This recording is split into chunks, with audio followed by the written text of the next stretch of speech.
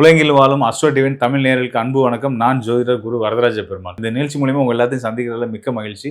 இதில் நம்ம என்ன பார்க்க போறோம் அப்படின்னு கேட்டிங்கன்னா, இந்த ஜூலை மாத கோச்சார பலன்கள் பார்க்க போறோம். கோச்சார பலன்கள் அப்படின்றதே வந்து பார்த்தீங்கன்னா, உங்களுடைய ராசியை சுற்றி மற்ற கிரகங்கள் எப்படி இருக்கிறாங்க, ஏனைய கிரகங்கள் என்ன இருக்குன்னா பஞ்சபூத கிரகங்கள் எடுத்துக்கிட்டிங்கன்னா குரு, சுக்கிரன், புதன், செவ்வாய், சனி இவங்கெல்லாம். அது போக ஒளி கிரகங்கள்னா சூரியன் மற்றும் சந்திரன்.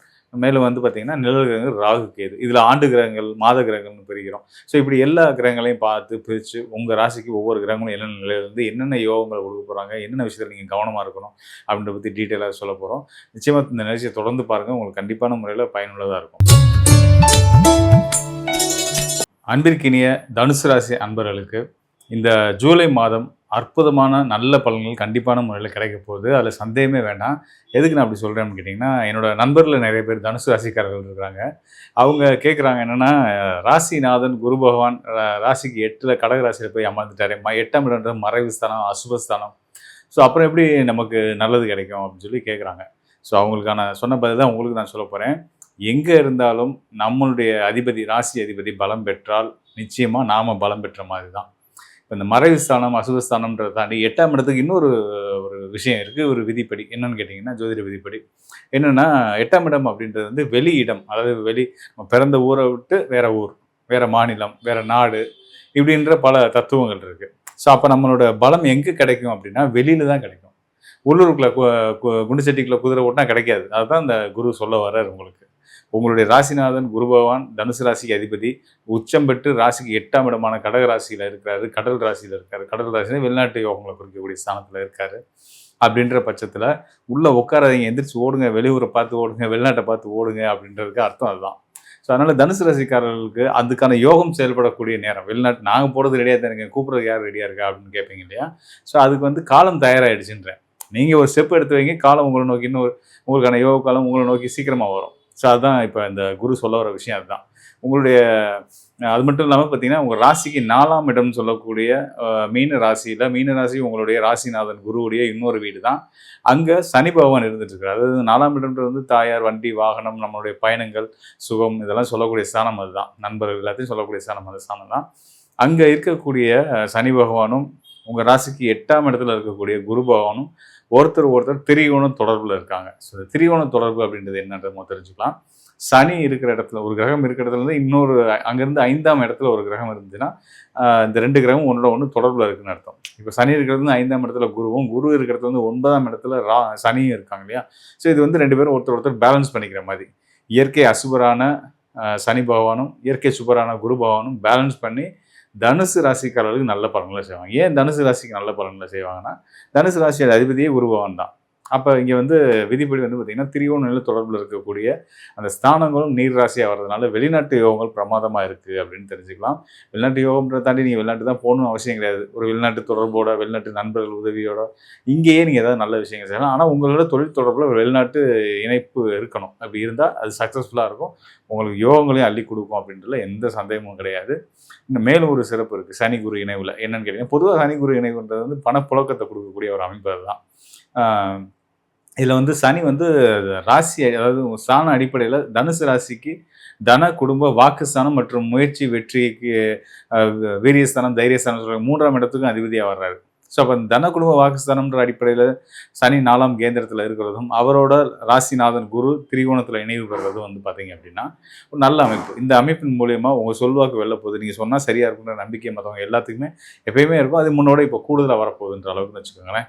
அது மட்டும் இல்லாமல் உங்களோட சின்னதாக ஆரம்பித்த தொழிலை விரிவுபடுத்தி வெவ்வேறு நகரங்களுக்கு, வெவ்வேறு ஊர்களுக்கு புது கிளைகளை உருவாக்குறதுக்கு அந்த அளவுக்கான வாய்ப்புகளும் வசதி வாய்ப்புகளும் கொடுக்கக்கூடிய நிலையில் குருவும் சனியும் இருந்துட்டு இருக்காங்க. இவங்க 2 பேர் மட்டும் போதுமா அப்படின்னா ஆண்டு கிரகங்கள். இவங்க 2 பேரும் ஆண்டு கிரகங்கள். இந்த ஜூலை மாதத்தில் நாங்கள் சிறப்பு அப்படின்னு கேட்டிங்கன்னா, மிக மிக உன்னதமான ஒரு அம்சம் இருக்குது. என்னென்னா, உங்களுடைய ராசிக்கு யோகாதிபதினு சொல்லக்கூடிய செவ்வாய் 6ஆம் இடத்துக்கு போயிட்டாரு.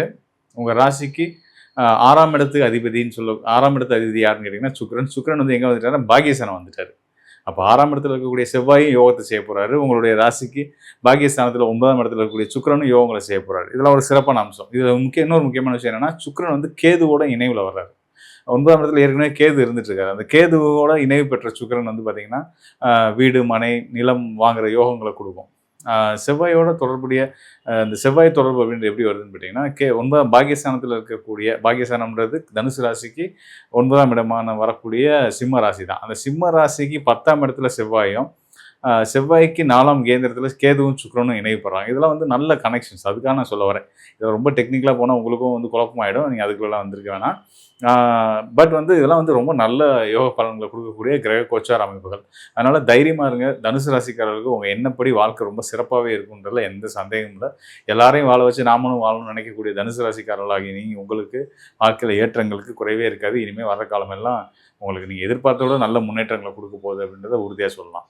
கோச்சாரம்ன்றாங்க, ராசிக்குன்றாங்க, அ எல்லாம் இப்படின்ற நிறைய கன்ஃப்யூஷன்ஸோட நிறைய பேர் இருந்துட்டு இருக்காங்க. ஸோ இதில குழப்பமே ஒண்ணும் இல்லங்க. ஜோதிடம் வந்து 3 நிலைகள்ல இயங்குது. ஒண்ணு வந்து விதி, அடுத்ததா மதி, அடுத்து கதி அப்படின்ற 3 நிலைகள் தான் ஜோதிடம் வந்து நம்ம பலன் சொல்லணும் ஒருத்தருக்கு சொல்லும்போது. ஸோ அப்படின்றப்ப வந்து இப்ப நம்ம அந்த கோச்சார பலன் நம்ம சொல்றோம் இல்லையா? இது வந்து பார்த்தீங்கன்னா மதின்றது சந்திரன். சந்திரன் அடிப்படையா அதாவது சந்திரன்றது தான் ராசி. நீங்க பிறக்கிற அன்னைக்கு சந்திரன் எந்த ராசியில இருக்காரோ, அதுதான் உங்க ராசி. அங்க என்ன நட்சத்திரத்தில இருக்காரோ, அதான் உங்க நட்சத்திரம். இது பொதுவான ஒரு விஷயம் அதுதான். ஸோ அந்த ராசி நட்சத்திரத்துக்கு மற்ற ஏனைய கிரகங்கள் என்னென்ன நிலையில தற்காலத்துல இருக்கிறாங்க அப்படின்றத வச்சு சொல்றது தான் இப்ப நம்ம பேசுற கோச்சார பலன்கள். விதி அப்படின்னு சொல்றோம் பார்த்தீங்களா? இந்த விதின்றது வந்து பார்த்தீங்கன்னா, உங்களுடைய சுய ஜாதகத்துல உங்களுடைய லக்னம். லக்னம் எப்படி தீர்மானிப்போம் அப்படின்னா, நீங்க ஒரு நாள்ல பிறக்கிறீங்க. அந்த நாள்ல எந்த ஊர்ல பிறக்கிறீங்க? அந்த ஊர்ல சன்ரைஸ் சூரிய உதயம் நேரம் என்ன? அப்படின்றதெல்லாம் வச்சு, அந்த ஊர்ல எந்த நேரத்தில நீங்க பிறந்தீங்க அப்படின்றத வச்சு தான் உங்க லக்னம் 12 ராசியில ஒரு ராசி உங்க லக்னமா வரும். அது லக்னம்ன்றது வேற ஒண்ணும் இல்லங்க. நம்மளுடைய நம்ம உயிர் நிக்கிற இடம். சந்திரன்றது மனசு. மதின்றது மனசு, சந்திரன். இதுதான் கணக்கு. ஸோ, அப்போ நம்ம லக்ன அடிப்படையில பார்க்கணும். சந்திரன் அடிப்படையில பார்க்கணும். கதி அப்படின்றது சூரியன். சூரியன் அடிப்படையில பார்க்கணும். இந்த 3 நிலைகள் அதாவது சூரியனை சுத்தி கிரகங்கள் எப்படி இருக்கு? உங்க சுயஜாதகத்திலயும் சரி, இப்போ கோச்சாரத்திலயும் சரி, சூரியனுக்கு என்னென்ன நிலையில கிரகங்கள் இருக்காங்க அப்படின்றத வச்சு நம்ம பலன்கள் சொல்ல முடியும். அப்படிதான் சொல்லணும். இதுதான் விதி. ஸோ, இந்த அடிப்படையில நம்ம இங்க வந்து உங்கள்ட்ட வந்து சேர்றதுக்காக வந்து நம்ம என்ன பண்றோம்?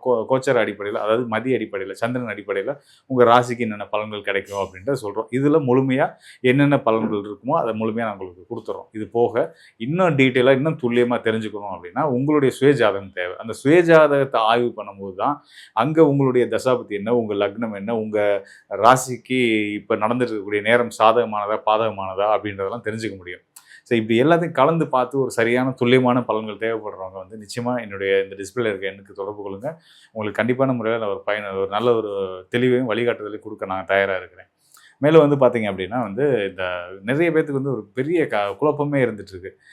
இப்ப நான் தசாபுத்தி அடிப்படையில உங்களுக்கு சனி ஒரு தசை ஆரம்பிக்க போகுது அப்படின்னு சொல்லுவேன். சனி இப்ப தானே முடிஞ்சும்பாங்க. அதாவது கோச்சாரத்தில சனி முடிஞ்சத பத்தி சொல்லிட்டு இருப்பாங்க. இங்க பார்த்தீங்கன்னா, தசாபுத்தி இப்ப தான் ஆரம்பிச்சிருக்கும். சனி அவருக்கு யோகராவே இருக்கும். ஆனா கோச்சாரத்தில உங்களுக்கு 7:30 சனி வந்துருச்சு, போச்சு அப்படின்ற மாரி பயந்துட்டுலாம் இருப்பாங்க. நீங்க பயப்படாதீங்க. சனி உங்களுக்கு நல்லது தான் செய்வார். உங்க சுயஜாதகத்தில ரொம்ப பலமா இருக்காரு. தைரியமா இருங்க அப்படின்னு அவங்க ஆறுதலா நம்ம சொல்லுவோம். அப்படிலாம் சொல்லி அவங்க டீட்டெயில் பண்ணி விளக்கி சொன்ன பின்னாடி ஒரு மன நிறைவுக்கு வருவாங்க. அதனால வந்து கோச்சார அடிப்படையில இப்ப நம்ம பார்த்த பலன்கள் முழுமையா ஒவ்வொரு ராசிக்காரர்களுக்குமே நல்ல யோகமான அமைப்புல இருக்கு. இது வந்து ரொம்ப ஒரு சிறப்பான ஒரு காலம் அப்படின்றதுல எந்த சந்தேகமும் கிடையாது.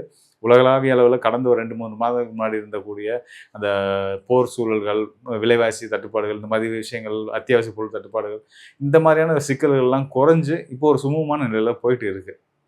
இது இன்னும் தொடரும். இனிமே இதே மாரி நல்ல விதமா தொடரும் அப்படின்றத நம்ம ஓரளவுக்கு உறுதியாவே சொல்ல முடியும்.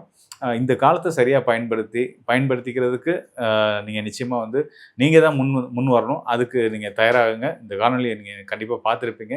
என்னுடைய சர்வீஸ் தேவைப்படுறவங்க நிச்சயமா என்ன தொடர்பு கொள்ளுங்க. கண்டிப்பா உங்களுக்கு நல்ல ஒரு தெளிவையும் வழிகாட்டுறதுக்கு ரெடியா இருக்கேன்.